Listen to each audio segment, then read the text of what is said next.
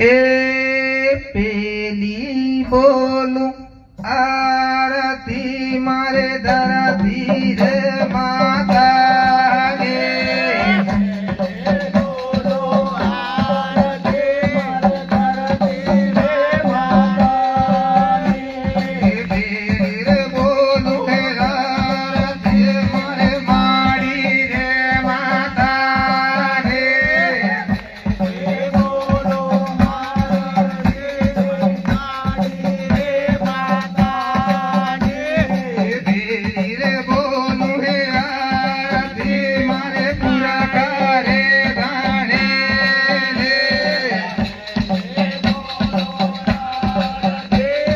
કે જેઓ આપણને પ્રવચન આપશે.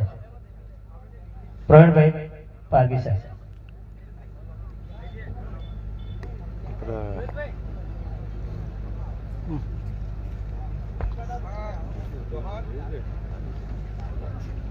જોહાર, જય આદિવાસી. ખાસ કરીને ગરાડુની વીસીસી ટીમને ખૂબ ખૂબ ધન્યવાદ કે જે ખરેખર નક્કોર કામ કરવાનું વિચાર્યું છે કે ગરોડ જે આજનું જે ગામ છે આપણું ગરાડુ એ આદિવાસીત્વ ને જગાવવાનું કામ કર્યું છે. જે ક્યાંક ને ક્યાંક આદિવાસીઓ ભ્રમિત થયા છે એટલે એના સરપંચ, વીસીસી ટીમ, તાલુકા ટીમ, જિલ્લા ડીસીસી ટીમ, જેને પણ જે મહાનુભાવો આયોજન કર્યું છે એને ખૂબ ખૂબ આભાર. ખાસ તો એ જ હું અહીંયાથી કહેવા માટે આવ્યો છું કે હમણાં જે વાત કરીએ માથે ફેટો અને આ બાંધી દેવાથી કઈ આદિવાસી થતા નથી, પણ એક વાત પણ જરૂરી છે કે પોતાની સંસ્કૃતિ, બોલી, ભાષા, સંસ્કૃતિ, મરણ પદ્ધતિ આ જ્યાં સુધી જીવતી રહેશે ત્યાં સુધી આદિવાસીત્વ જીવતું રહેશે. એક ક્લિયર કટ તમે જાણી લો. અને એ જ આ ચિંતન શિબિરમાં આજે જે મહાનુભાવો આપ તમને અને મને જે કઈ કહેવાના છે શાંતિથી સાંભળવાનું. કેમ કે આપણા આદિવાસીઓનો ઇતિહાસ, આપણી મૂળભૂત પદ્ધતિઓ આપણને ભૂલાવવા માટે ચોપડીઓમાં કે ભણાવવામાં આવતી નથી. એનું કારણ એક જ છે કે આદિવાસીઓને એનું પોતાનું હક અધિકાર જાણે નહીં. જો હક અધિકાર આદિવાસી જાણતા થઈ ગયા છે તો આ દેશનો હક અધિકાર માંગતો થઈ જશે. અને જેટલી વિદેશી પ્રજા આવી છે એ પોતે અમે વિદેશી છીએ, અમારે કઈ આમની સામે ના બોલવું જોઈએ.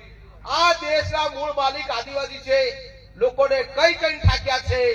પણ મિત્રો ખરેખર તમને કોઈ ગુમરાહ ન થતા આવી જેટલી ચિંતન શિબિરો ચાલે એ પોતાની સંસ્કૃતિને બચાવવા માટે ચિંતન શિબિરો ખૂબ જરૂરી છે. અને ફરીથી આ ગુજરાતની અંદર આપણા ચિંતન શિબિરો બધે થાય છે, પણ આપણા એરિયામાં ચાલુ થઈ છે એ ગર્વને વીસીસીને હું ફરીથી અભિનંદન અને ધન્યવાદ પાઠવું છું.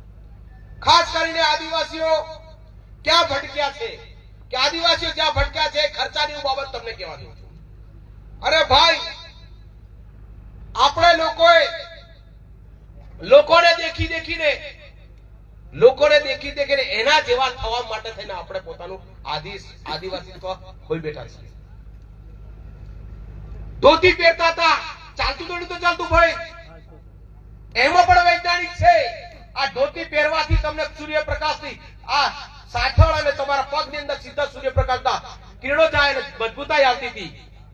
પણ પેલા પેન્ટ પહેરવાથી આજે ત્યાં મજબૂતાઈથી પેન્ટ પહેરે છે. આજે પોતે એ એને સૂર્યપ્રકાશ શરીરને મળતો નથી. આજે વૈજ્ઞાનિક છે. અમને ભાઈએ કીધું આપણા આદિવાસી વૈજ્ઞાનિક છે. હા, વૈજ્ઞાનિક હતા.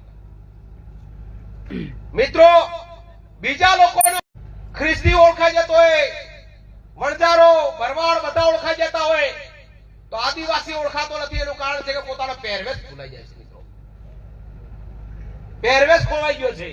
આપણે ધોતીથી ચાલતું હતું, પેન્ટ પહેરવાનું ચાલુ કર્યું, ખર્ચો વધી ગયો સાહેબ.